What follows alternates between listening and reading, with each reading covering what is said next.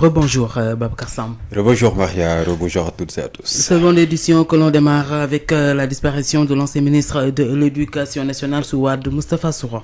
Le professeur Moustapha Souran, ancien ministre de l'Éducation nationale sous le régime de Maître Abdoulaye Wade, est décédé cette nuit à l'hôpital principal de Dakar où il a été hospitalisé des suites d'une maladie.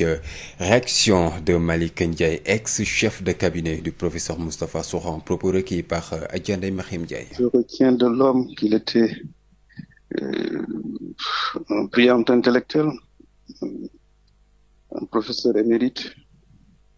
Il a occupé haute fonction à l'université Cheikh Anta Diop.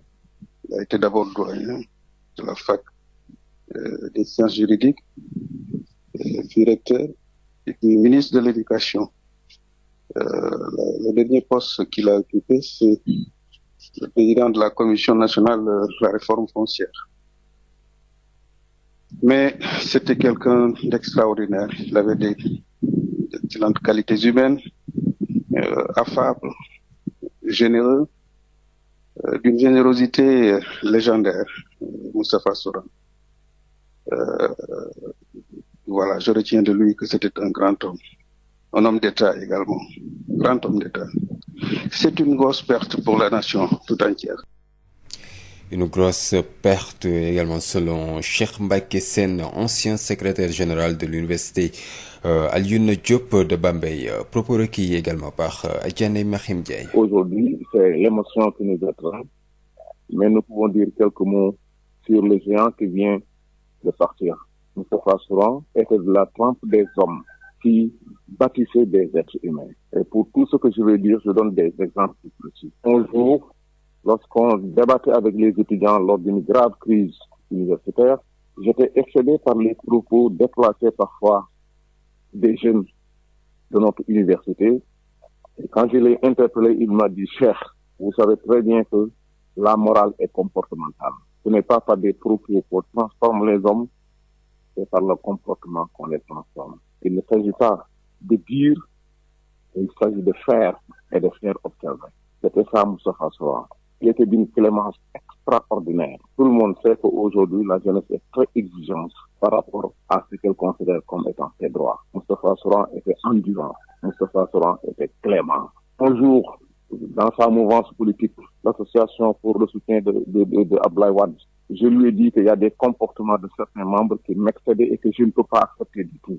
À l'interpellant, avec ces phrases de Cheikh Mbacké qui était son oncle, je lui ai dit, votre oncle a dit en wolof, lewet baax na waaye doom ja baaxul, woyof baax na waaye tooy ja baaxul. J'ai l'impression que yooyu yëpp fi nekk yow da ngaa lewet doom ba ni tooy, woyof ba ni doy ba ni doom, da ngaa lewet ba ni doom, woyof ba ni tooy.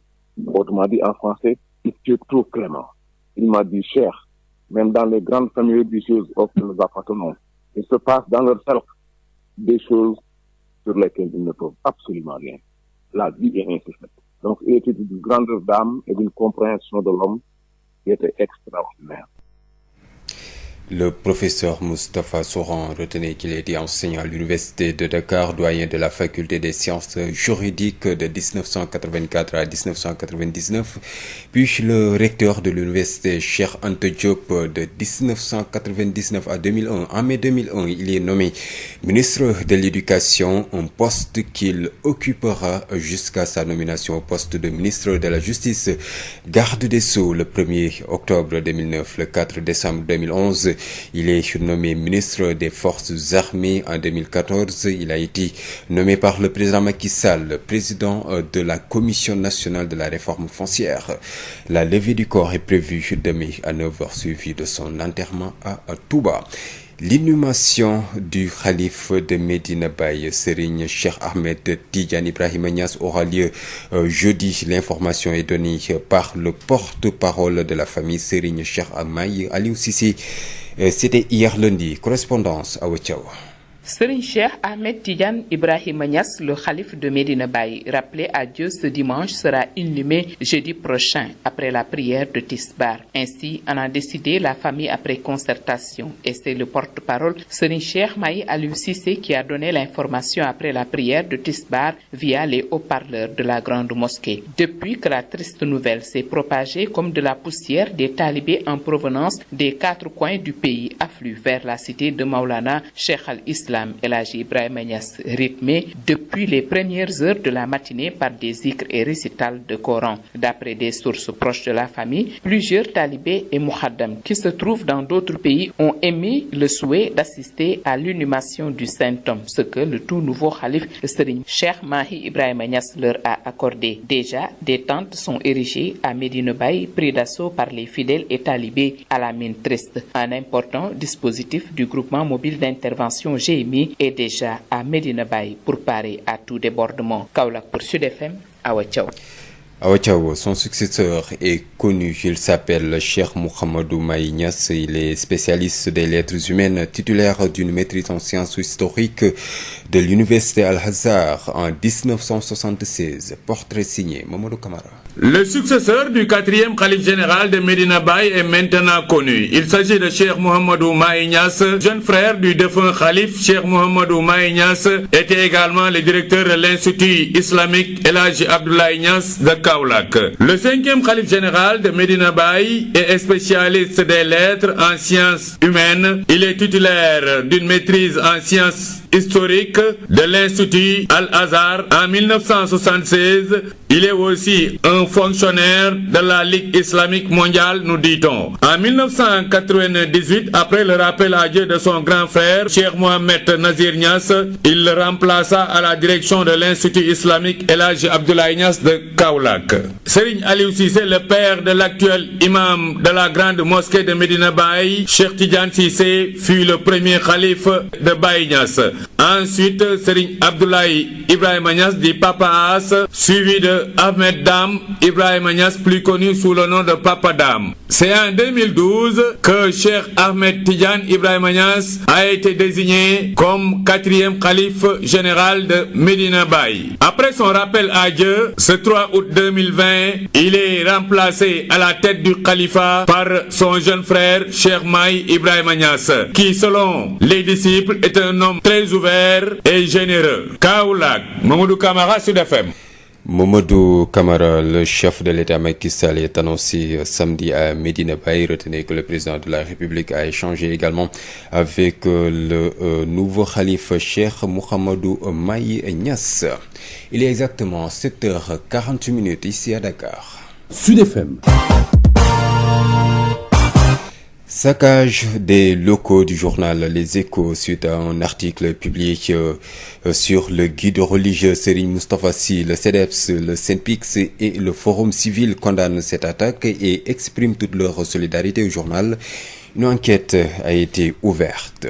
2 morts et plusieurs dégâts matériaux. Le bilan de la foudre de l'hivernage dernier à Tivaouane Peulh, une zone où la foudre tombe régulièrement. Les habitants sur le qui-vive interpellent la protection civile sur la nécessité d'y installer des paratonnerres. Les détails avec vous, Denise Assam. Mamadou Baylou Diallo, un Guinéen âgé de plus d'une vingtaine d'années, et Hassan Tall, un garçon de 9 ans, des victimes de la foudre de l'hivernage dernier à Tivaouane Peulh. Cette année, avec les fortes pluies qui ont déjà débuté dans la localité, les populations réclament des paratonnerres. Roguiette Diallo, habitante. L'année passée, les tonnerres ont tué 2 personnes.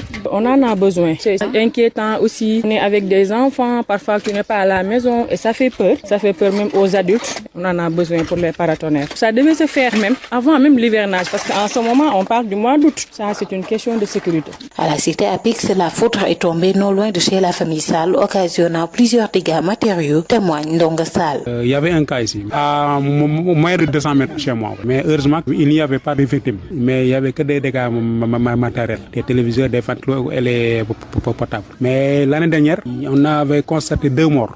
Tivaouane Peulh, localité où la foudre frappe régulièrement, les populations qui ne dorment plus d'un sommeil profond interpellent la protection civile. Actuellement, depuis l'année dernière jusqu'à présent, on n'a pas quand même entendu la protection civile. Vraiment, c'est un cri de cœur parce que c'est une zone peuplée. Et puis, il y a trop d'arbres. Et puis, pas loin de la mer. Donc, c'est une urgence parmi les urgences. La commune de Tivaouane Peulh vraiment a besoin de partenaires.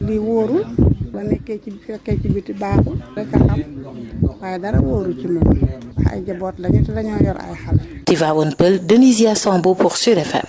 Denisia Sambo, quittons Tivaouane Peulh, direction la région de Diourbel où le collectif des populations de Ndanké Seko, de Ndioufène Mbakhane et de Mbakhane dénonce le morcellement de leurs terres.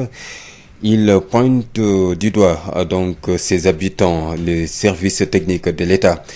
Ces populations sont prêtes à tout pour sauvegarder leurs terres de culture. Adam Ndiaye. Le collectif des populations de Mbakhane et de Ndioufène Mbakhane et de Ndanké Seko qui ont rencontré la presse avertit quiconque qui hasarderait à détruire nos champs de culture pour les besoins d'un lotissement que nous jugeons frauduleux passera sur nos cadavres, a expliqué Modou Sène, le porte-parole de ce collectif. Ces populations en ont marre de cette affaire. Nous sommes surpris par des bornes qui sont implantées jusque sous nos lits. Nous jugeons frauduleux parce que le lotissement donc n'est pas concerté.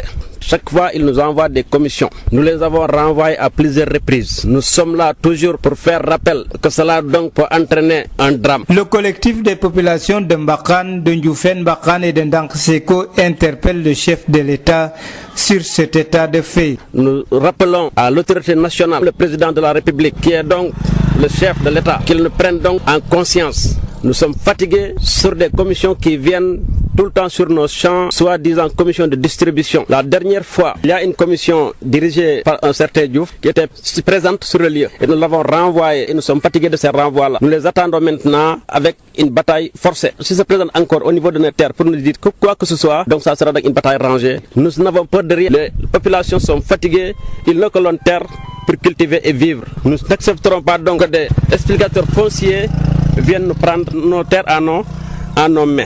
Pour rappel, les villages de Mbakhane, de Ndioufène Mbakhane et de Ndanké Seko qui gardent leur ruralité ont été rattachés à la commune de Diourbel. Diourbel, Sud FM, Adam Ndiaye. Adam Ndiaye, parlons tout à fait autre chose. C'est la Covid-19. La région de Ziguinchor s'enfonce dans la zone rouge. En ce qui concerne la Covid-19, le taux de mortalité lié à cette maladie est de 5%, largement supérieur à la moyenne nationale qui est de 2%. Une situation inquiétante, diagnostiquée par les autorités, qui interpelle quand même les populations. Ignace Dey. 5%, c'est le taux de mortalité lié à la Covid-19 dans la région de Ziguinchor, une région qui dégage aujourd'hui des statistiques plus qu'alarmantes. 15 décès sur les 262 cas recensés dans la région depuis le début de la pandémie, un taux de mortalité largement supérieur à la moyenne nationale, révèle le médecin-chef région, le lieutenant-colonel Maodo Malick Diop. Tous les districts sont touchés. Donc, pour vous donner quelques chiffres, quand je prends le département de Ziguinchor, donc ils sont actuellement à 210 cas confirmés depuis le début. Donc vous prenez le département de Bignona, ils sont à 40 cas, le département de aussi à 12 cas. Donc ce qui fait un total de 262 cas pour la région. Et dans ces 262 cas, donc nous avons dénombré 15 décès. Donc quand vous faites un peu le rapport, le taux de mortalité, vous voyez rapidement que nous sommes presque à plus de 5%, n'est-ce pas, de mortalité, ce qui est très grave et ce qui est vraiment au-dessus même de la moyenne nationale. Parce que jusqu'à hier, je crois, ça vaut 2% donc de mortalité. Actuellement, nous sommes à 5%. Donc ça veut dire que la situation est grave. Une situation grave, très grave, confirmée par ces chiffres alarmants révélés par les autorités sanitaires qui recevaient hier du matériel médical, des masques et des tests offerts par le Club Med, des statistiques de la Covid-19 qui installent l'inquiétude dans la partie sud du pays qui connaît depuis quelques mois une résurgence de cas positifs. Des cas parmi lesquels des agents de santé fortement touchés par le virus qui poursuit sa progression dans la région. Une progression fulgurante malgré les nombreux appels au respect des mesures barrières. Ce n'est vraiment pas le moment de baisser les bras. Parce que moi, quand je vois des fois le comportement des populations, c'est comme si c'était la fin de l'épidémie, c'est comme si le virus ne circulait pas, alors qu'actuellement, tous les départements de la région sont touchés. Ziguinchor, Ignace Dey, Sud FM. Ignace Dey, un important lot de matériel de masques et de tests offerts à la région permettra de mieux sonner sur la riposte contre la Covid-19 à Ziguinchor où le personnel médical est fortement touché. L'adjoint au gouverneur de région estime que Ziguinchor doit changer de stratégie. Babacar Dia, il se nomme, il est avec Ignace Dey. Remercier le club Méditerranée, mais aussi la Fondation Fosun d'avoir bien voulu mettre tout ce matériel composé de 4900 tests Covid, mais aussi de 3800 masques FFP2 pour le comité régional de gestion des épidémies. Ce matériel que nous allons mettre à la disposition des différents comités départementaux de gestion des épidémies pour les accompagner. Parce que comme vous le savez, depuis quelques moments, on a constaté que le personnel sanitaire est devenu de plus en plus affecté. Donc, comme ils sont en première ligne, donc il est bon de les renforcer en matériel afin que les structures sanitaires puissent être préservées dans le cadre de la lutte contre la Covid-19. L'autre élément sur lequel je voudrais insister, c'est sur la démarche de la Fondation. Donc cette démarche est salutaire parce que aussi c'est la meilleure démarche parce qu'actuellement nous avons besoin de tests mais aussi de masques afin de renforcer tout le dispositif de veille, tout le dispositif de riposte contre la Covid-19.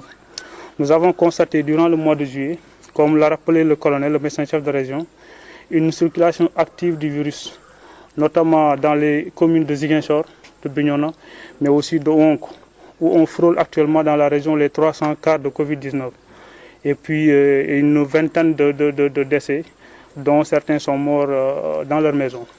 Cela doit nous rappeler notre responsabilité personnelle, mais aussi notre responsabilité collective de nous protéger, mais aussi de porter les masques, de respecter les mesures barrières qui jusque-là constituent le seul rempart pour éviter que nos structures sanitaires puissent être débordées. L'autre chose sur laquelle je voudrais revenir, c'est demander aux différents acteurs communautaires qui, depuis le début, ne ménagent aucun effort pour sensibiliser les populations, notamment la couche jeune, mais aussi les délégués de quartier, les chefs de village, afin qu'ils redoublent d'efforts, continuer la sensibilisation parce que aussi la lutte continue. Le virus circule, surtout dans la région de Ziguinchor, comme le médecin l'a rappelé. La Covid-19 avec ses impacts sur l'éducation et puis à 2 semaines des examens du CEF à Thiès, la commune ouest renforce le dispositif du protocole sanitaire dans l'élémentaire dans un contexte de fin d'année scolaire avec des programmes non encore bouclés. Le corps enseignant souhaite l'implication des parents d'élèves à la maison. Thiès, Babacar Ndaw. Plus d'un mois après la reprise de cours au niveau de l'élémentaire à Thiès, l'appropriation du protocole sanitaire est évaluée par M. Sek Malamine. Il est enseignant à l'école El Hadj Aliba. Au début, c'était très difficile, d'autant plus que les élèves ont la spontanéité de se regrouper. Aujourd'hui, certes, pendant la récréation, ils sont entre amis, mais ils respectent la distanciation néanmoins. La commune ouest qui renforce les établissements en matériel d'hygiène, un autre pas dans la réponse contre la Covid-19. Ibrahim Bokoum est le premier adjoint au maire de Thiès-Ouest. D'abord, il y a le gel. On a remis à chaque école une caisse. Le savon Madar, un carton. L'eau de Javel aussi, un carton. Un lot de masques, du savon en morceaux et un thermoflash. Du matériel toujours utile selon M. Sek Malamé. Ce matériel vient à son heure, d'autant plus que les premières dotations que nous avons eues avant la reprise, pratiquement le stock s'est estompé depuis longtemps. Aujourd'hui, si nous recevons des produits sanitaires, vraiment on peut remercier effectivement la mairie. À 2 semaines des examens du CFA et l'entrée en 6e, certains enseignants craignent sur le programme. Aujourd'hui, nous travaillons via les groupes WhatsApp. Les exercices qu'on devait pratiquement faire à la maison durant les heures de renforcement qui étaient prévues les mardis soirs et les jeudis soirs, aujourd'hui, nous transférons ce travail-là à la maison. Nous demandons maintenant aux parents aussi de nous accompagner là-dessus. Par exemple, au niveau de Thiès-Ville, on travaille même le samedi. Dans les autres IF, nous avons constaté que les heures de travail, c'est du lundi au vendredi. Mais nous, on travaille même le samedi. Donc, on n'a qu'un seul jour de repos. Tout cela, c'est pour terminer le programme. Des examens en pleine pandémie de Covid-19 à partir du 20 août pour l'élémentaire. L'anticipé de philosophie est prévu le 12 août prochain. Babacar Ndaw, Thiès sur FM. L'information, c'est aussi politique. Scission dans les rangs de l'AFP dans la commune de Ngoundiane. Le conseil municipal Mbaye Soung se sépare du maire et met en place son propre mouvement. Mouvement dénommé Espoir de Ngoundiane, il reproche à l'équipe dirigée par le maire Mbaye Ndione de n'être pas à la hauteur des engagements pris. Mbaye Sounga entend participer aux prochaines locales sous sa propre bannière. Il est avec Babacar Ndao. Si l'intérêt général est menacé, s'engager devient une nécessité. C'est le pourquoi qu'aujourd'hui, cette jeunesse que vous voyez est plus que jamais déterminée derrière moi. Nous avons uni notre force, nos forces, pour ériger un seul homme. Et ce seul homme, c'est Ngoundiane, c'est la force de Ngoundiane. Et nous allons à la quête de l'intérêt général. Moi, je suis un homme majeur et vacciné, responsable, dont sa matière grise fonctionne. Et qui sait prendre également les décisions quand il faut les prendre. Vous savez, tout un chacun, s'il est intelligent, doit d'abord, partout où il est, prendre des leçons. Et dans la vie, tout ce que l'on n'apprend pas, on ne peut pas être professeur en ça. Inch'Allah Rabbi, en 2021, avec la détermination et la confiance que j'ai en moi et en cette population déterminée, je vais gagner la municipalité, Inch'Allah. Voilà, Maria, c'est la fin de cette édition d'information. Merci à vous, Babacar Samb. 52 minutes après 7 heures, vous suivez Sud Matin. Sud FM Sen Radio, la radio que vous aimez tant, les matins bonheur sur Sud FM. Merci à Babacar Samb que l'on retrouvera à 12h pour une autre édition. Merci encore une fois à vous qui nous recevez sur www.sudfmsenradio.com. Merci encore une fois. Alors on retrouve Mariem et Aïda dans Sud Éducation. Sud Éducation. Nous sommes des enfants. Tenir un enfant par la main, l'aider à traverser les âges, à affronter la vie en toute quiétude. Tu lèves un genou. Sud Éducation. Info, assistés conseils pour encadrer au mieux les enfants dans leurs études, leurs loisirs et leur bien-être. Sud Éducation, la toute nouvelle émission de Sud FM en compagnie de Mariem et Aïda. Tu lèves un genou, tu lèves l'autre genou et maintenant tu sautes. Bonjour chers auditeurs, bienvenue dans ce numéro 92 de Sud Éducation en compagnie de coach Mariem. Bonjour Mariem. Bonjour Aïda. Mariem, aujourd'hui nous allons continuer notre émission de la semaine dernière sur les écoles bilingues et je vais te demander ce que tu as envie de nous apporter en plus de ce que tu nous as déjà dit sur ce que c'est et pourquoi en fait il y a un petit engouement. Qu'est-ce que toi tu en penses personnellement ? Alors, je pense que les écoles bilingues sont une bonne chose, mais seulement les écoles bilingues ne s'adressent pas à tout le monde. Si je prends l'exemple, par exemple, des écoles bilingues anglaises, franco-britanniques, franco-américaines, eh bien, dans ces écoles-là, où très souvent, parmi les meilleures en tout cas, beaucoup de cours sont dispensés en langue anglaise, eh bien, ces écoles-là s'adressent quand même davantage à des familles, on va dire, d'impatriés. J'entends par là donc des familles de Sénégalais qui ont vécu longtemps dans un pays anglophone, qui reviennent au Sénégal. Donc leurs enfants ont démarré une scolarisation peut-être au Canada, aux États-Unis ou alors en Angleterre ou ailleurs. Et donc quand ils reviennent, ils ont envie que ces enfants-là ne soient pas coupés de l'école telle qu'ils la connaissaient. Donc ils vont les mettre dans ces écoles qui sont donc des écoles qui reproduisent les mêmes systèmes que les pays d'où ils viennent. Et à la maison, d'ailleurs, ces enfants très souvent communiquent avec leurs parents en langue anglaise. Et donc il y a une sorte de continuité, de logique à ce que les enfants soient dans des écoles où on leur parle anglais et où ils sont dans un système justement pensé aussi pour des anglo-saxons, des anglophones. En revanche, pour des petits Sénégalais, donc qui ne viennent pas on va dire, de familles anglophones où à la maison ils ne parlent pas anglais, ils parlent bien souvent leur langue maternelle ou peut-être le français. Eh bien, lorsqu'ils sont dans ce genre d'école, il existe, alors à ce moment-là, il se passe une sorte de rupture. Pour eux, c'est beaucoup plus difficile de s'accrocher puisque déjà il y a un fond culturel qui n'est pas le leur, il y a un fond culturel qui n'est pas le fond culturel ambiant donc du Sénégal et qui n'est pas du tout celui de la maison. Alors c'est beaucoup plus difficile pour eux, on va dire, de s'accrocher à ces écoles-là. Donc quand on veut vraiment que nos enfants parlent anglais, donc soient bilingues, alors, on va dire bilingues, d'ailleurs parlons de ce mot du bilinguisme parce que il est rare de trouver des gens qui sont parfaitement bilingues, même quand on a, on va dire, un père britannique et une maman sénégalaise par exemple, le bilinguisme n'est pas si évident parce que il y a forcément une langue qui va dominer, la langue que l'on parle à la maison, la langue qu'on a toujours entendue quand on était petit. Donc le bilinguisme n'est même pas évident lorsqu'on a des parents qui ont 2 nationalités différentes, encore moins quand on a des parents qui ont la même nationalité, qu'on a grandi en ayant entendu une seule langue et qu'ensuite on va apprendre cette langue, une langue différente, donc une langue étrangère. Eh bien on peut peut-être parler d'un bilinguisme professionnel, c'est-à-dire on va avoir un anglais usuel qui nous permet de fonctionner dans notre vie professionnelle, mais pas complètement, on ne sera pas complètement bilingue.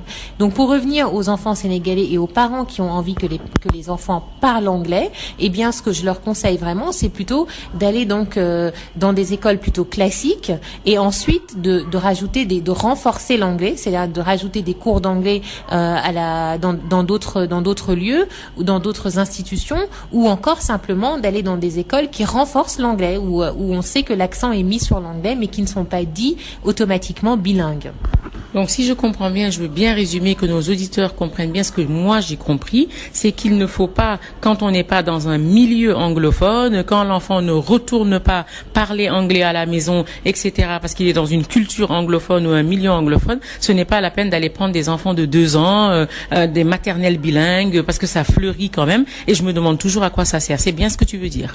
Oui, et surtout, je veux dire qu'il ne faut pas négliger notre propre bilinguisme, c'est-à-dire que nous avons la chance, en réalité, d'être dans un pays africain. Nous savons que nous autres Africains, nous sommes très souvent polyglottes, que nous sommes dans des familles où plusieurs membres de la famille peuvent parler des langues différentes, et c'est plutôt ça, en fait, qu'il faut, encourager, valoriser chez nos enfants, parce que le fait de parler plusieurs langues ouvre, en réalité, l'esprit des enfants, leur permet, d'ailleurs, souvent, ce sont des enfants qui ont une très bonne mémoire, très bonne capacité de mémorisation, et ça, quelles que soient les langues. Donc l'avantage du bilinguisme ne vient pas de la langue en elle-même, mais vient du fait qu'on parle plusieurs langues, on a un esprit plus ouvert, on absorbe de nouvelles informations beaucoup plus facilement et beaucoup mieux que d'autres enfants. Et donc il faut plus travailler sur ces avantages-là, et en fait donc plutôt travailler sur ce bilinguisme-là, plutôt que d'apporter une langue qui n'a rien à voir avec la culture de la famille. Merci beaucoup Mariem pour ces éclairages. À bientôt chers auditeurs pour un autre numéro de Sud Éducation. Et je vous rappelle que vous pouvez aller poser des questions sur notre page Facebook Sud Éducation, suggérer des thèmes, mais aussi rejoindre notre groupe Parents du Sénégal et d'ailleurs pour élargir encore nos thèmes. Merci et à bientôt. Sud Éducation. Nous sommes des enfants. Tenir un enfant par la main, l'aider à traverser les âges, à affronter la vie en toute quiétude. Tu lèves un genou. Sud Éducation. Info, astuces et conseils pour encadrer au mieux les enfants dans leurs études, leurs loisirs et leur bien-être. Sud Éducation, la toute nouvelle émission de Sud FM en compagnie de Mariem et Aïda. Tu lèves un genou, tu lèves l'autre genou et maintenant tu sautes. Canal Plus mu ngi leen di ñaanal bëccëgu jàmm. Sud FM. Il est 8h. juróom-ñetti waxtu ci Sud FM seen rajo ñu ngi leen di ziaraat bu baax a baax ànd ak El Hadj Maodo Faye ci xibaar yi yaatal bi ñaareeli pàcc gi salaamaaleykum. soxna Maria aleykum salaam. ñu ngi lay ziare bu baax a baax. maa ngi lay ziare bu baax di la nuyu baax. ki nga xam ne moo di Moustapha Souran moo fi bàyyeekoo démb. kay salaamaaleykum Moustapha Souran moom nekkoon na ministre bi ñu dénk wàllu njàng mi ci jamonoy Ablaye Wade biig la wuy ji boromam ci hôpital principal bi nekk fii ci biir Ndakaaru. foofu lañ ko yóbbu woon itam gannaaw ba nga xamee daal wax nañu ne dafa amoon daal xëy na benn tawat bu newoon ci yaramam. Moustapha Souran nekkoon na jàngalekat ci université bu Ndakaaru doyen la woon itam ci faculté bi ñu dénk bi ñuy tuddee science juridique ci wàllu yoon ci 1984 ba 1999 nekkoon na itamit recteur ci université Cheikh Anta Diop ci 1999 ba 2001 ci weeru mai bu ñu fàttaliko ci 2001. boobu lañ ko daal di woon samp nag mu daal di nekk ministre bi ñu dénk wàllu éducation poste la boo xam ne bii nekkoon na ca ba rek ñu sampaat ko ci ministère bi ñu dénk wàllu justice itam garde des sceaux maanaam benn fan ci weeru octobre loolu la woon ci 2009. ñeenti fan ci weeru décembre ci 2011 moom ne sampoon nañ ko mu nekk ministre bi ñu dénk wàllu forces armées gannaaw loolu tam ci 2014 bu ñu fàttali ko sampoon nañ ko mu nekk ci jamonoy Macky Sall yi ñu nekk fii nu toll ci 2014 ñu dénkoon ko commission nationale bi nga xamee ne dafa jëmoon ci coppeeku yi ak xoolaat lépp loo xam ne jëm na ci lii tubaab bi duppee réforme foncière te mooy wàllu suuf si ak yorin week xalaat yi ci am moom nag ab néewam kon ëllëg incha allah 9h daañu ko jëlee ci bérébu l'hôpital boobu la daañu ko jébbal boromam moom Moustapha Souran ci fële nga xamee ne moo di Touba. Malick Ndiaye kenn la koo xam ne kii nekkoon na ci ay jamono chef cabinet bu Moustapha Souran gannaaw faatu gi kaddu yi la dénk Ndeye Mariam Ndiaye ñu déglu. waaw xibaar bi diis na trop parce que nit la koo xam ni ku baax la woon loolu moom mënuñ ci wax lu doy nit la koo xam ne nii ñun ñi ko jege da nga naan sax wàlliwul tabe na woyof na bëggul kenn mer ku intègre la koo xam ni bëggul lenn loo xam ne nii luy nuroog luy ay wuro jëg daara daf ku set la ku laab ku baax mënuloo nekk ci wetam di am ak moom benn xaar ma yàlla bëggul kenn mer ci wetam ku baax la daal loolu mënuñu koo weesu ku mel ni moom jafe naa gis ñun ñi nekkoon ci wetam lu bare la ñu jàngal boo nekkee ci wetam sax da ngay changer boo bonoon sax da ngay mujj nekk ku baax ndax dina la won yoon dina la won àddina dina la won loo xam ne nii doo ko gis ci keneen donc vraiment ñàkk nañ lu ku mag ñàkk nañ lu rëy Sénégal daal ñàkkati na ku rëy kooku di kenn di Malick Ndiaye mi nekkoon chef cabinet ministre bi ñu dénk wàllu jamono yooyu la moom maanaam mu yore woon nekkoon ko daal ci bëkk néegam ma nekk ko duppee noonu kii di Cheikh Mbacké Sène nekkoon na tamit koo xam ne kii nekkoon secrétaire général bu université nekkoon ca bu Alioune Diop ba nekk fële ca Bambey moom it ku xamoon Moustapha Souran la Cheikh Mbacké Sène lii la dénk Ndeye Mariam. waaye mën na leen a xamal ne Moustapha Souran nit la koo xam ne kii yàllaa ko joxoon ay valeurs. On parle beaucoup de valeurs fréquentielles et de perte des valeurs. C'est pas seulement yàllaa ko joxoon mu am taxawaayu jiitu jikko yi daan na ma wax léegi du ñu jàppante étudiants yi bu ñu amee ñoom réunion ci ministère bi xale yi wax nu mu leen neexee ndax léegi jamono dafa changé dama ko ne attention il faut ñu taxaw ngi xale yi du recadrer leen nga xam ni ñuy waxee bu ñu paree ba génn mu ne ma cher nit boo bëggee soppi jikko ji du ay wax dong ko rek li ëpp ci soppi ñu jikko ci doxalin la ni ngay doxee rek ci la ñuy xool ba mujj seen bopp ñu wëlbatiku lan bañ ñu nangu ko kon comportement mooy changer comportement mais ay wax moom c'est pour transmettre les connaissances Moustapha Souran nekkoon nit ku baax a baax daan na nekk koo xam si danaan jéggale nekkoon nit koo xam si tamit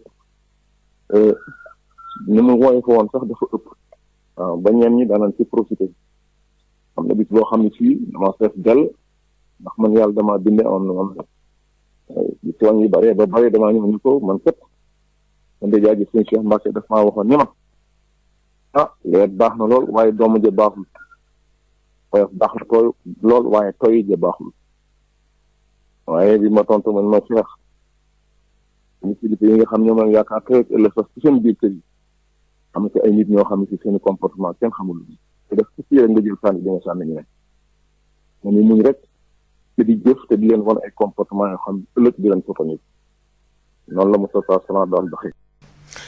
Serigne Cheikh Ahmed Tidiane Ibrahima Niass des na ko jébbal boromam alxames incha allah gannaaw ba nga xamee ne loo moom xalifa bu Medina Baye xabaar boobu nag mi ngi jóge ci ki yore kaddu njaboot gi di Serigne Cheikh Mahi Aliou Cissé Awa Thiaw.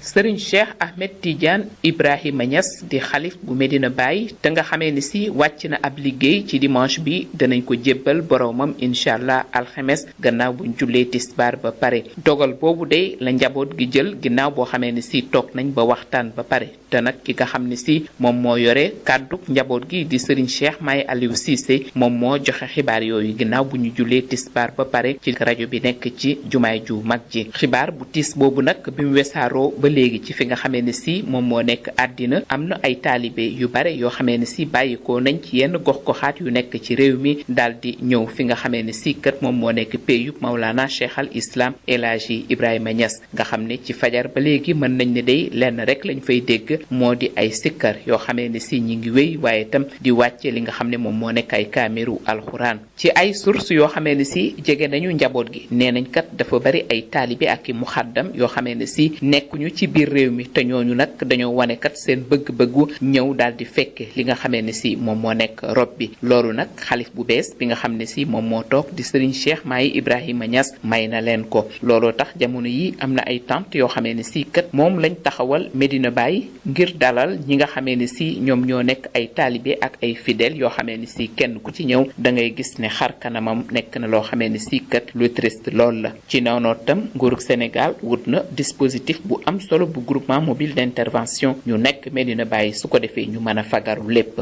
Awa Thiaw doon jokkoo ak yéen fii ci diwaanu Saloum pour Sud FM. Awa Thiaw ñu ngi lay jaajëfal bu baax a baax li aju yi tamit ci ki koy wóotu mi ngi tudd Cheikh Mouhamadou Mahi Niass nekk na nag koo xam ne kii borom xam-xam la bu ñu ràññi Mamadou Camara. ci Medina Baye ginnaaw wàccub liggéey Cheikh Ahmed Tidiane Ibrahima Niass xam nañu ki nga xam ne moom moo koy wuutu ci jal bi mi ngi tudd Cheikh Mouhamadou Mahi Niass moom nag doon rakk ci ñeenteelu xalifa généralu Medina Baye di Cheikh Ahmed Tidiane Ibrahima Niass ginnaaw ba nga xamee ne génn na àddina ci ñetti fan ci weeru août bi atum 2020 Cheikh Mouhamadou Mahi Ibrahima Niass booba ba léegi moo doon jiite institut islamique El Hadji Abdoulaye Niass bu Kaolack meelu xalif généralu Medina Baye moom ku am xam-xam la rawatina muy intellectuel boo xam ne bi di spécialiste ci sciences humaines am tamit maîtrise ci science historique ci univers 1976 doon tamit koo xam ne kii fonctionnaire la ci ligue islamique mondiale ci 1998 ginnaaw ba nga xamee ne magam di Cheikh Mohamed Nazir Niass wàcc na liggéey ca la jël école boobu di institut buñ tuddee El Hadji Abdoulaye Niass doonoon directeur ba Serigne Aliou Cissé di waajur bu góor ci imaamu Medina Baye Cheikh Tidiane Cissé moom moo njëkk a doon xalif bu njëkk bu Baye Niass ca Medina Baye ka ca tegu mooy Serigne El Hadji Abdoulaye Ibrahima Niass Ahmed Dame Ibrahima Niass daal di ko fa wuutu ci atum 2012 la Cheikh Ahmed Tidiane Ibrahima Niass toogoon ci bopp xilaafa bi ginnaaw ba mu wàccee liggéey ci ñetti fan ci weeru août bi atum 2020 moom mi nekkoon ñeenteelu xalif généralu Medina Baye ki ko wuutu tey mooy Cheikh Mouhamadou Mahi Ibrahima Niass doon juróomeelu xalifa Baye Niass muy nit koo xam ne kii ku ubbeeku la ku yaatu la te tamit ku simple la nee nañu sax léeg-léeg mu dugg ci biir taalibe yi te du neex a ràññee te tamit lépp loo xam ne lii xew-xew diine la di xew-xew jàmm fii ci Kaolack dana fa teew mbaamu yónnee fa Kaolack Mamadou Camara Sud FM. Mamadou Camara béréb yi nga xamee ne dañ ko yàq yaxeet rek itam mu di waa ECHO ay taskatu xabaar lañ di yëglekaay gannaaw ba nga xamee ne dañoo bindoon benn article rek daal di bind ne Serigne Moustapha Sy bu Moustarchidina dañ ko dafa am Covid 19 fi saa si la fa ay nit dem dal ci seen foofu daal yàq fa ordinateur yu bare bari waa CDEPS Simpix ak waa Forum Civil ak ñu yëngu ci ak doomu aadama ak yoon ñu ci bare bari daal ñu ngi naqarlu jëf joojule ñaar ñu faatu ñu bare bari yàqu fa itam mooy li ñu xayma ci dënn bi ci nawet bi fële ci Tivaouane Pël rot gum farat bërëb yooyu nag dënn bi dafay faral di daanu nee ñu askan wa jaaxle lool Denisia Samb.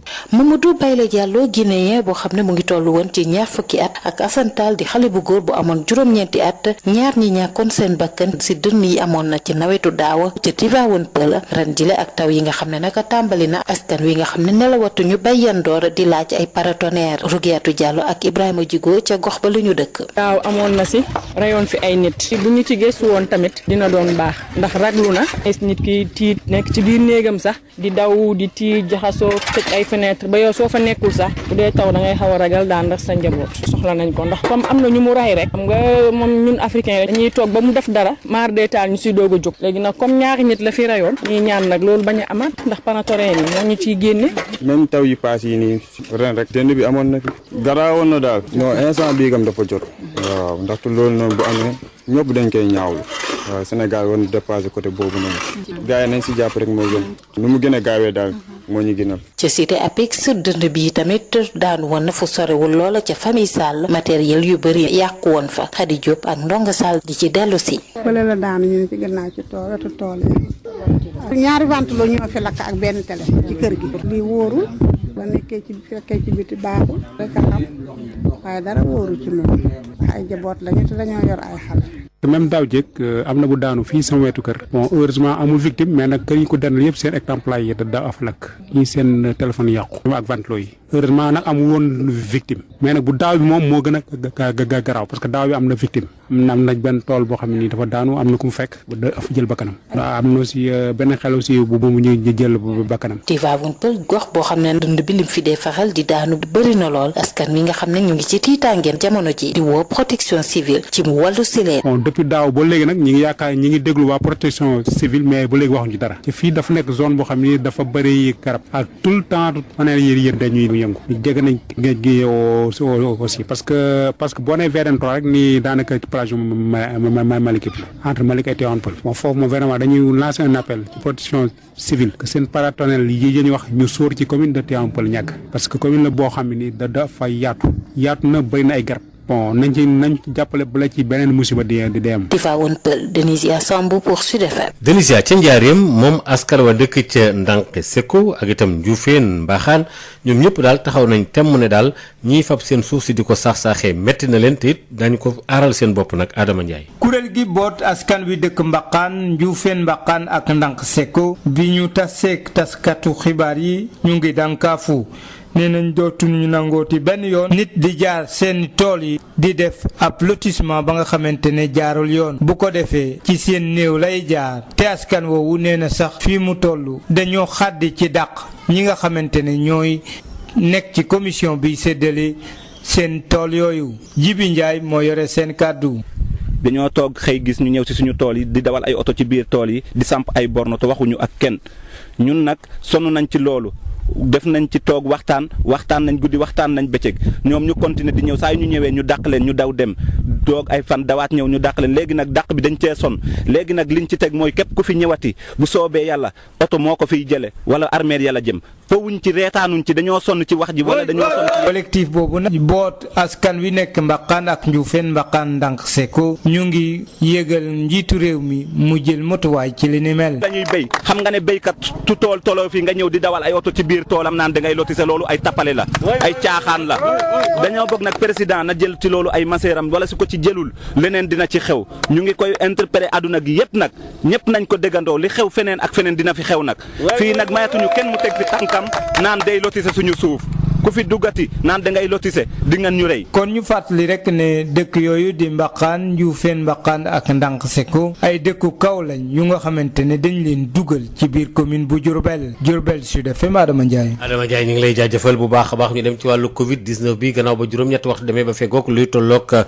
fukki minute ak ñeent ci diwaanu Ziguinchor Covid 19 bi fi mu toll nii dafay yokk bu baax a baax ba tax na daal askan wi nekk foofu lay nekk nañ ci ay jiixi jaaxale lool Ignace Ndeye. feebar bii di coronavirus mi ngi wéy di jéggi dayoo fii ci diwaanu Ziguinchor ba tax na téeméer yoo jël ñi nga xamante ni yore nañu feebar bi juróomi ñoom faatu nañu di ay statistiques yu doy waar ginnaaw fukk ak juróomi ñi nga xamante ni faatu nañ ci lu toll ci ñaar téeméer ak juróom benn fukk ak ñaari cas yu ñu recensé ci diwaan bi depuis feebar bi bu mu tàmbalee di lim ci wàllu faatu jóge ci feebar bi di coronavirus bi nga xamante ni sax ëpp na moyenne nationale ki ko xamle mu di médecin chef région lieutenant colonel Maodo Malick Diop. fi mu toll nii mën naa ne région bi amul benn département boo xamante ni si virus bu dugg fa touché wu la amul benn district ci 5 districts yu ñor ci région boo xamante ni si virus bi nee naa la boo jëlee département de Ziguinchor actuellement ils sont à 210 cas confirmés depuis le début nga jël le département de Bignona donc boo boolee département bi dafay nekk 40 cas yoo xam ne mi ngi département de Bignona nga dem aussi il y a 12 cas qui sont là-bas donc boo xoolee total bi yëpp muy 262 malades yoo xamante ni si en tout cas ba dem moom la ñu yoroon mais am na ci décès te boo xoolee décès yi toll nañ ci fukk ak juróom. am na ci région boo jëlee 15 décès si 262 cas daf lay jox benn 5% pratiquement de mortalité te boo xoolee niveau national bi ñuy wax nii day jox ay 2%. boo xoolee kon Ziguinchor dafa mel ne que fii la affaire bi gën a tare fii tar na fi lool. di situation bu doy waar daal di garaaw naka la ko chiffres yi daal di firndalee li ni mel kilifa yi ngànk wàllu wér-gu-yaram daal di ko xamle ñoom ñi doon jot démb matériel ay masque ak i test yi nga xamante ni Club Med moo ko daal di jébbal diwaan bi ay statistique ci wàllu feebar bi di coronavirus gën a indi njàkkare fii ci diwaan bi ñu jàpp ni sax ñi nga xamante ni ñooy yëngu ci wàllu wér-gu-yaram feebar bi mu ngi leen di laal bu baax a baax coronavirus buy wéy di law fii ci diwaan bi jaaxal tey ji ñi nga xamante ni ñooy yëngu ci wàllu wér-gu-yaram. donc mu ci profité aussi di lancer benn appel bii nag envers les populations pour que vraiment di leen xamal que ni fi ñu toll nii man li ma gis dalul xel ak ni situation bi di évoluer réellement au niveau de la région ak ni population yi jàppee feebar bi bon man vraiment xaw na ma tiital tuuti. Ziguinchor Ignace Ndeye Sud FM. Ignace Ndeye ay jumtukaay yu bare bari ci ay masques yoo xam ne def nañ ko foofule ak rek mbiri test ak yu demee noonu ngir daal war a mën a may askan wi rek ca diwaanu Ziguinchor ñu xeex Covid 19 bi ca boobu gox boobule. personnel médical bi sax mbir mi dal na leen lool itam jege na leen lool adjoint gouverneur bi nekk foofule Babacar Ndiaye waxtaan ci ak Ignace Ndeye. Club Méditerranée ak fondation Fosun nga xam ne ñoom ñaar ñooy liggéey ñoom ñoo ñëw dimbali comité régional bi nga xam ne moo nekk Ziguinchor di xeex wàllu mbas mi ñuy wax Covid 19. ndax njëkkoon nañ def ay ndimbal mais loolu taxul ñu ñëwaat te même bu ñu seetloo secteur tourisme dafa bokk ci secteur yi nga xam ne bokk nañ ci mbas mi gën a laal. mais loolu teewut ñoom ñu ne comme que ñun kat fii dañ fi doon wut si koom ndok fekkuñu fi duñ leen fi bàyyi noonu dañuy ànd ak ñoom xeex ba xeex bi jeex ndax bu xeex bi jeexee ñu mën a continuer suñu liggéey ak population yi loolu dañ leen ciy sant bu baax di leen si gërëm matériel boobu nag dina nekk ndimbal dina nekk njariñ lool ci comité bi ak comité départementaux yi nga xam ne ñoo nekk ci gox-goxaat yi di xeex mbas mi ndax dina mën a tax ñu yokku test yi nga xam ne ñu ngi koy def comme ni ko stratégie bu bees bi waxee na aussi fexe ba nga xam ne personnel sanitaire mooy way fajkat yi nga xam ne ñoo nekk ci bërëbu fajukaay yi ñu mën leen a aar ba nga xam ne ñoom tamit dinañ mucc ci feebar ba mën a faj ñëpp ñi nga xam ne ñi leen fa yóbbu loolu nag dañ ciy sant Club Méditerranée ak aussi sant ci li nga xam ne ñoom noonu la ñuy liggéeyee ndaxte depuis le début dañ ko seetlu ñu ci bëri dañuy indi seen dimbal ci biir soit muy comité régional wala muy comité départemental loolu dañ leen ciy sant bu baax di leen ci gërëm di aussi ñaax ndaw ñi ak population Ziguinchor ngir ñu gën a góorgóorlu ci respecter sol masque ak mesure barrière yi ñu leen di wax di raxas seen loxo ak aussi di moytu rassemblement yi ndax depuis feebar bi mu fi feeñee mois de mars ba léegi amaguñ lenn lu koy faj mesure barrière yooyu noonu moom mooy actuellement benn matukaay boo xam ne si moom lañ amagoon pour le moment ki nga a xeex feebar boobu noonu dañu ci ñaax nag ñu respecté ko ndax Ziguinchor bu ñu demee bay jëm ci 3 téeméeri nit yoo xam ne si am nañ Covid 19 loolu day tax daf ñuy yee di ñu aussi woowaat ci ñu gën a xaar suñ tànk tubéy gën a liggéey ngir feebar bi jóge ci biir région bi. ñaari ay bis rek moo tee ñu àgg ci wàllu examen CFE certificat bi fële ca Thiès commune ouest boobu nag ñu ngi gën a boole seen doole daal ci matuwaay yi nga xam ne dañ koy jël ngir aar lépp loo xam ne jëm na ci wàllu examen yooyu la waaye itam wàllu tamit bàyyi jamono yi nga xam ni daal gone yeeg wàllu wér-gi-yaram ak yu demee noonu le ba daal yëpp ñu war a mën a nekk lu jàppandal Babacar Ndaw ëpp na weer ginnaaw bi cours yi tàmbalewaat si daara yu suufe yi nag ngir tey ji respecté li ñu tuddee protocole sanitaire mel na ni am na lenn si ay jafe-jafe bu ñu sukkandikoo si monsieur Seck di jàngalekat si école El Hadj Aliba. waaw météo de trop ñëpp xam nañu xale moom dafa tàmm nekkandoo jaxasoo fo loolu lañ xam maintenant ñëw nga naan leen kii na taxaw fii kii na taxaw fii kii na toogee nii donc tout au début c'était difficile ko léegi ñi ngi wax dëgg ñi ngi toog di waxtaan pendant la récréation di jouer di sol aussi masque yi. commune bu Thiès Ouest wéyal di gunge daara yi ngir tolluwaay mbas mi si ay jumtukaay Ibrahima Bokoum di ki ñu toftal si jaraaf bu commune bu Thiès Ouest. jàppale leen ci li nga xamante ni yëpp moom lañ soxla xale yi balaa ñoo dugg ci école bi danañ raxasu ba set danañ def gel danañ takk masque te bu ñu duggee ci classe yi dinañ respecter la distanciation sociale. jumtukaay boo xamante ne ñëw na fi ñu ko soxla bu ñu sukkandikoo si jàngalekat bi di Souma Lamine Seck wax si turu yeneen naataangoom yi. dotation bi ñu njëkkoon a jot à la rentrée à la reprise dotation boobu mën nañ ne jeex na bu yàgg parce que benn bouteille gel la woon et cetera affaire bi jeex na masque yàqu na donc bu ñu ñëwee en ce moment là dina tax xale yi gën a sawar ci école yi maîtres yi aussi gën a sawar ci école yi yëg ne aussi suñu kilifa yi ñu ngi ñuy accompagner. beneen jafe-jafe daanaka examen CFEE ak entrée en sixième daanaka ñaari ay bés si lay toll fan nañu toll si programme bi leeral yi la si monsieur Seck indi. parce que li ngay jàng en réalité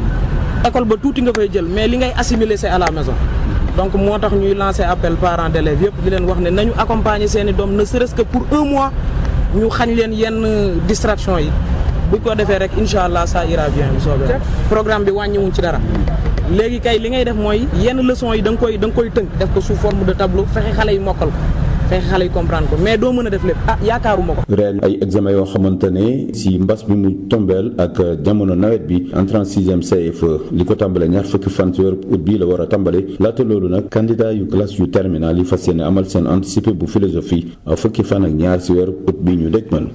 Babacar Ndaw Thiès Sud FM. Babacar Ndaw ñu ngi lay jaajëfal bu baax a baax ci wàllu politique wala coowal AFP fële ca nga xam ne moo di Ngoundiane am na xajaloo gu fa am Mbaye Song moom daal nee na day daal di génn ci maire ba rek daal di ber daaray boppam ndax nee na daal maire ba nga xam ne moo jiite Ngoundiane daal la muy def daal mënul wala boog yëggul ci li ñu yaakaaroon ci moom muy Mbaye Jonn coow li na kur Mbaye Song ne daal moom daal ci élection yi sax nga xam ne moom la ñu dégmal ci local yi fas yéene na cee bokk nag wala bokk daal nga xam ne nu ngi koy waajal bu baax a baax a baax ñu déglu ko ci micro Babacar Ndaw. Ngoundiane la muy xaar tey du ñooñu lay xaar ndax doyal nañ liñ fi def Ngoundiane kontaanuñ ci tey kontaanuñ ci ëllëg gis nga ñun boo ñu xañee suuf xañ nga ñu suñu lépp ndax ay baykat lañ mbay la ñu xam moom lañ nam suñuy weenu ndey moom lañ ñu suñuy waajur la yare kon képp ñëw xañ ñu loolu xañ nga ñu lépp xañ nga ñu suñu teraanga dama lay naan li nga gis fi saal bi fii nii tey firnde la te la nekk ci biti moo ëpp na nekk ca kër ya ñoo ëpp ndaw ñi nga gis ak jigéen ñi ak ñi sawar ña toog ñoo ëpp fuuf boo ma nee est-ce que du ministre Alioune Sarr moo nekk sa ginnaaw dama lay naan mooy kilifa département bi légitimement loolu la man bokk naa ci ña ko faloon le maire Mbaye Dione bokk na ca ña ko faloon loolu sama kanam la te kenn faleegu ko ba léegi loolu moo nekk ci texte yi te loolu moo am li ma lay wax kenn mënu koo weddi moo nekk sama kilifa ci département wu Thiès ci AFP ndax man AFP laa bokk mouvement bi ma créé nag c'est au niveau local waa Ngoundiane ñoo ko soxla waa Ngoundiane ñoo ma soxla leen ngir la Ngoundiane bokk muy njëriñu Ngoundiane élection yi di ñëw incha allah man lii sama mébét mooy nekk candidat ci élection yi di ñëw incha allahu rabbi avec le mouvement espoir de Ngoundiane dañ la ne espoir de Ngoundiane ñoo am yaakaar ci ñun ñu am ci waa Ngoundiane yaakaar kon donc espoir Ngoundiane boobu noonu bu ñu sañoon tey moom mooy diriger Ngoundiane ndax ci moom la Ngoundiane am yaakaar.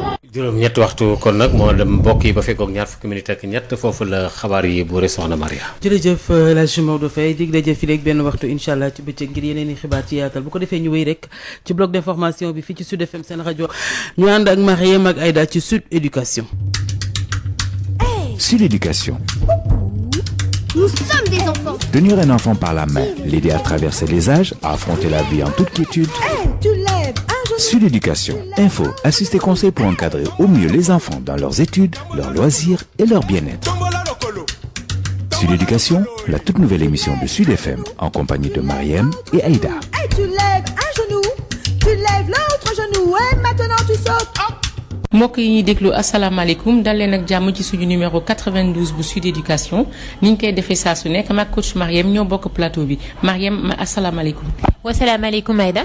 Mariem semaine dernière ñi ngi doon wax jëpp ci jëm ci école bilingue yi maanaam école yi nga xam ne dañ fay jàng ci ñaari làkk donc yaa waxoon nga ñu li muy signifier école arabe yi école anglais yi franco arabe franco américain franco britannique léegi man li ma bëggoon xam Mariem mooy nga yaatal ñu tuuti wax ñu yow sa xalaatu bopp ndax da nga gëm ne loolu loo xam ne dañ ko war a def la ndax waajur yi ko mën dañu war a yóbbu seen ay doom ci école yooyu.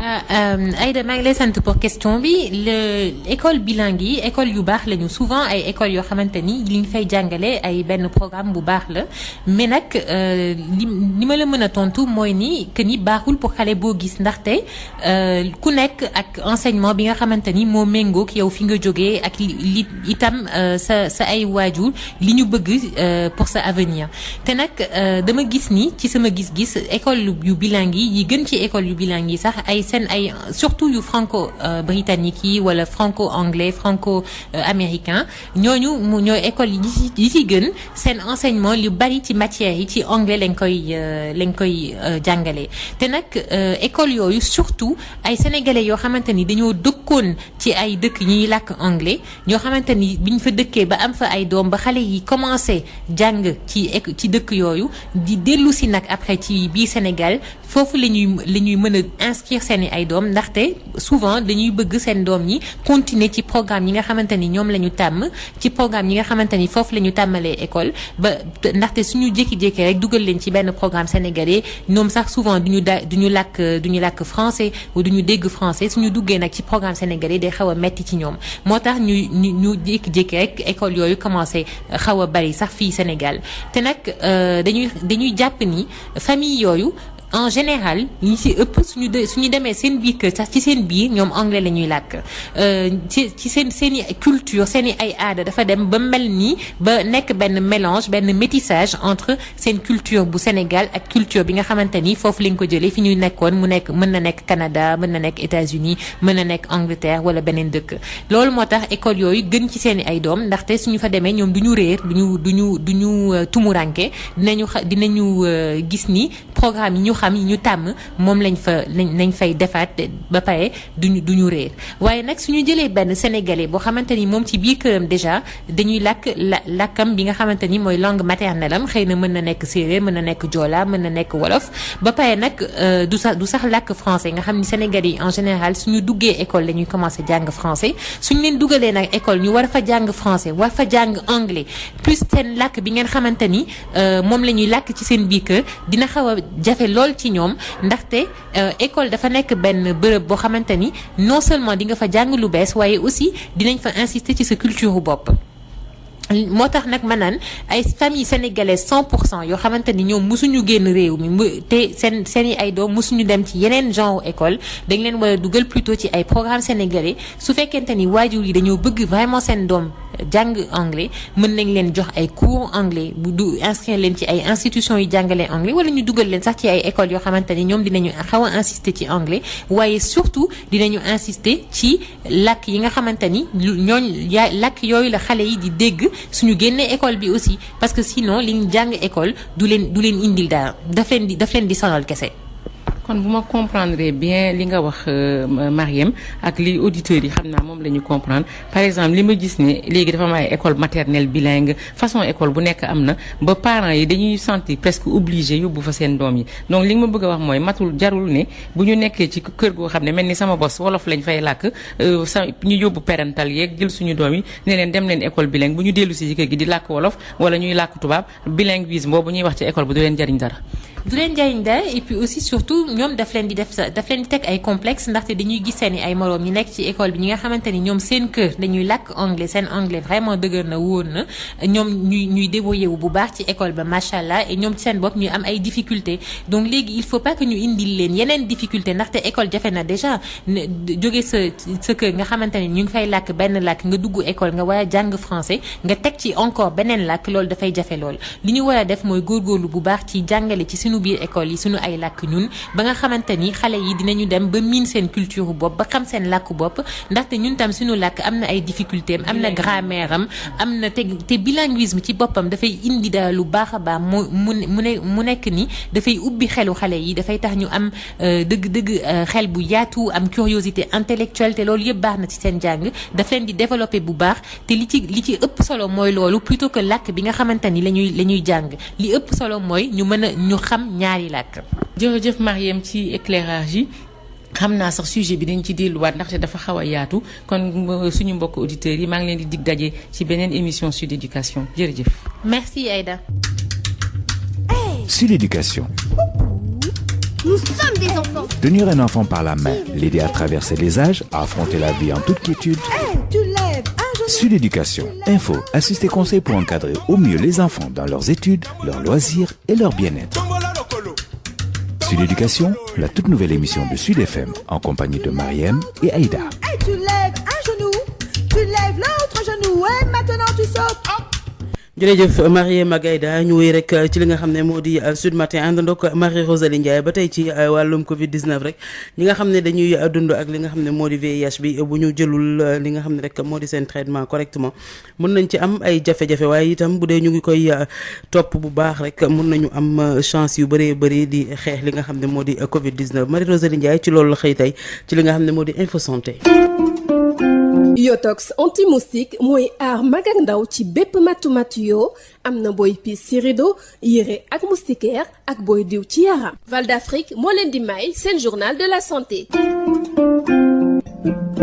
asalaamaaleykum mbokk déglukat yi ñiy dund ak jàngoro ji di sida bokk nañu ci nit yi nga xam ne ñoo gën a vulnérable ci feebar bi di Covid-19 waaye bu dee ñu ngi jël seen traitement na mu waree te fexe ba supprimer lu ñuy wax charge virale bi ci seen yaram mën nañu daan feebar bi bu baax a baax bu ñu sukkandikoo ci Fatou Nakh Mbaye Diop di secrétaire exécutive adjointe bu conseil national de lutte contre le sida. tey jii wane nañ ni ñi nga xamante ni ñooy dund ak doomu jàngoro bi.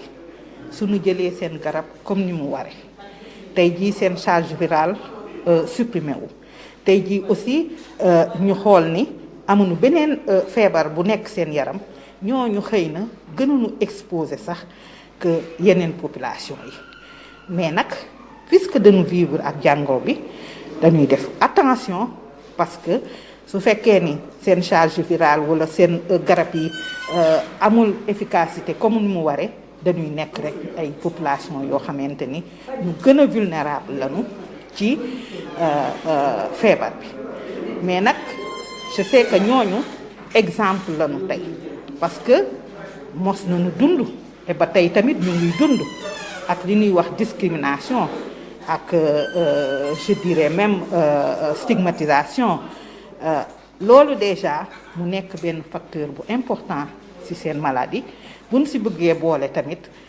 beneen stigmatisation ak discrimination ci cadre Covid bi du def lu leen gën leen rendre vulnérable.